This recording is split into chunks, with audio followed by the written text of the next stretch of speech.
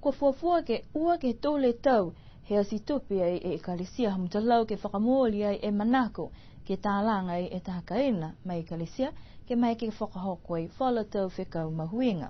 Ne kamatanga hua ai ke he whakalanga nei ke mahina hai uni mui tukua tuai he maanga ke he taha matakau ngahua tā whali pauaki ha koe ku he tamangaho mui tau tangata ngahua.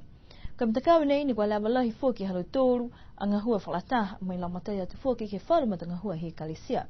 Koe kakano ni kwa manako ai halo tōru ke tausi moe moai e tā whali pia nei e tala hau mai ha kwa lawa lahi whakaonga he maanga e kaina he akuako he maanga ke tausia ke tau kai moe whakawhirea he tau whenonga he kalisia. Moe kwa lata tonu ni ke mga nei ke tausi kehe e taha kaina ke lata me tau whekau pihe nei ai aua ni ke whakaonga tumau e kaina he akuako.